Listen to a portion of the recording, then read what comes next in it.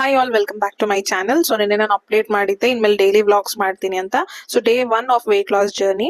So ರಾತ್ರಿನೇ ನಾನು ಮೆಂತ್ಯ, ಫೆನಲ್ ಸೀಡ್ಸು ಮತ್ತೆ ಧನಿಯಾ, ಜೀರಿಗೆ ನೆನ್ಸಿಟ್ಟಿದ್ದೆ. ಬೆಳಗ್ಗೆ ಎದ್ದ ತಕ್ಷಣ ಅದನ್ನ ಚಿಕ್ಕದಾಗಿ ಸ್ವಲ್ಪ ಬಾಯ್ಲ್ ಮಾಡಿ ಒಂದ್ ಗ್ಲಾಸಿಗೆ ಹಾಕೊಂಡು ಟೆರೆಸಿಗೆ ಬಂದೆ. ಸೊ ವೆದರ್ ತುಂಬಾ ಕೋಲ್ಡ್ ಇರೋದ್ರಿಂದ ಆಚೆ ಎಲ್ಲೂ ವಾಕ್ ಹೋಗಕ್ ಆಗ್ತಾ ಇಲ್ಲ. ಟೆರೆಸ್ ಮೇಲೆ ವಾಕ್ ಮಾಡ್ತಿದೀವಿ. ನಾನು ನನ್ನ ತಮ್ಮ ಒಂದು 45 ಮಿನಿಟ್ಸ್ ವಾಕ್ ಮಾಡಿದ್ವಿ. ಅದಾದ್ಮೇಲೆ ಬಂದು ಬ್ರೇಕ್ಫಾಸ್ಟಿಗೆ ರೆಡಿ ಮಾಡೋಣ ಅಂತ ಮಾಡ್ತಿದ್ದೆ.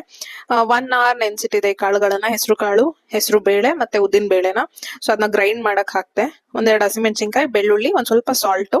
ಇದಕ್ಕೆ ಮಿಂಟ್ ಚಟ್ನಿ ಮಾಡ್ಕೋಬಹುದು, ಬಟ್ ನಾನ್ ಜೊತೆಗೆ ಸೊಪ್ಸಾರ್ ಮಾಡ್ತಿದ್ವಿ, ಹಾಗಾಗಿ ಜೊತೆಗೇನೆ ಪುದೀನ ಮತ್ತೆ ಕೊತ್ತಂಬರಿ ಹಾಕಿ ಗ್ರೈಂಡ್ ಮಾಡ್ಕೊಂಡೆ. ಅದನ್ನ ಒಂದ್ ಬೌಲಿಗೆ ಹಾಕಿ ಸೆಟಲ್ ಆಗಕ್ ಇಟ್ಟೆ. ಇನ್ನೊಂದ್ ಕಡೆ ಸೊಪ್ಸಾರ್ ರೆಡಿ ಆಗ್ತಾ ಇತ್ತು.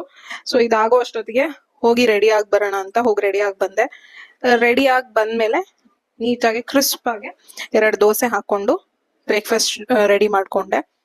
ತುಂಬಾ ಚೆನ್ನಾಗಿ ಬರುತ್ತೆ ದೋಸೆ. ಇದು ತುಂಬಾ ಪ್ರೋಟೀನ್ ಇರುವಂತದ್ದು, ಹೆಸರು ಕಾಳು ಅಂದ್ರೇನೆ. ಸೊ ಫಿಲ್ಲಿಂಗ್ ಆಗು ಇರುತ್ತೆ ಅಂಡ್ ಹೆಲ್ದಿ ಆಗೂ ಇರುತ್ತೆ. ಸೊ ಬೇಕಾದ್ರೆ ಇದಕ್ಕೊಂದ್ ಸ್ವಲ್ಪ ಗೀ ಹಾಕೋಬಹುದು. ಮಿಂಟ್ ಚಟ್ನಿ ಒಳ್ಳೆ ಕಾಂಬಿನೇಷನ್. ನಾನು ಸೊಪ್ಸಾರ್ ಇದ್ದಿದ್ರಿಂದ ಮಾಡ್ಲಿಲ್ಲ. ಸೊ ಬ್ರೇಕ್ಫಾಸ್ಟ್ ಏನ್ ಮಾಡ್ಕೊಂಡೆ ಅಂತ ಗೊತ್ತಾಯ್ತು. ಈಗ 2 ದೋಸೆ ಹಾಕೊಂಡೆ, ಜೊತೆಗೆ ಸೊಪ್ಸಾರು ಅಂಡ್ ಸ್ಪ್ರೌಟ್ಸ್ ಇತ್ತು, ಮೊಳಕೆ, ಮನೇಲೆ ಕಟ್ಟಿರೋ ಮೊಳಕೆ ಕಾಳಿಗೆ ಹಂಗ್ ಕರ್ಡ್ ಹಾಕೊಂಡು ಒಂದ್ ಸ್ವಲ್ಪ ಸಾಲ್ಟ್ ಹಾಕೊಂಡು ರೆಡಿ ಮಾಡ್ಕೊಂಡಿದ್ದೆ.